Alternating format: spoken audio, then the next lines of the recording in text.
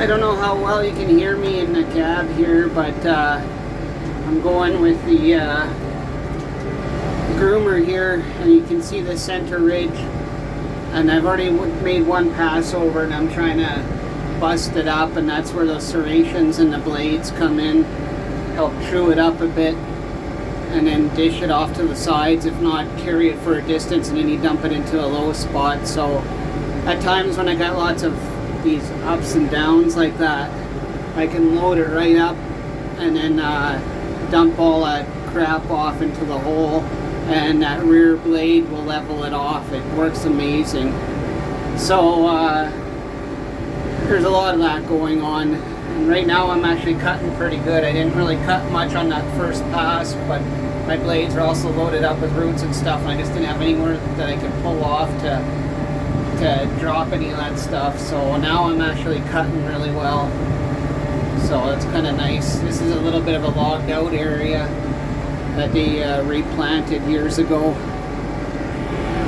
So we had a demonstration a few weeks ago, and we had a tractor on loan from the same place I bought mine from Creekside Enterprises, and it was a tractor with no cab on, about 25 horsepower. And the only bad thing about it was that it didn't have any mirrors on it, so you're always looking over your shoulder kind of thing, so it made your neck pretty sore. But I find this quite fun to do, actually. I enjoy it. So it's a bunch of guys that want to do it, but now we have this club tractor.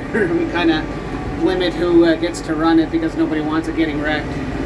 So we don't have all the money in the world. It's just a little guy at 25 horsepower, but it's got a full cab, AC and all that, just like this one does. And Gary got a radio for it too, and I never did for mine. I kind of thought about it, but you can listen to music on my phone, that's good enough. I get irritated by the FM radio and all its commercials and playing the same goddamn shitty music over and over, so this is a little bit better deal.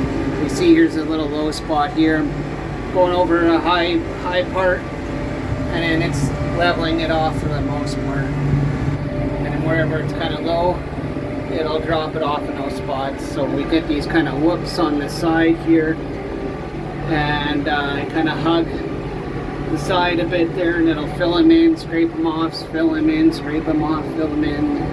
It's fantastic. It's a very well made drag. So everybody's got their own invention for drags and stuff like that, but this is made by a company who's been doing it for 30 some years. They made them for snowmobile trails originally, so you'd have like a snowcat or something pulling actually quite a bit bigger of a drag, because the snowmobile trails are pretty wide in places, and you just clip along at like, I don't know, 15 miles an hour, 20 miles an hour, sometimes faster. It depends on what kind of machine you're using, what the conditions are. So we'd be lucky if we could do that much. It's too bumpy.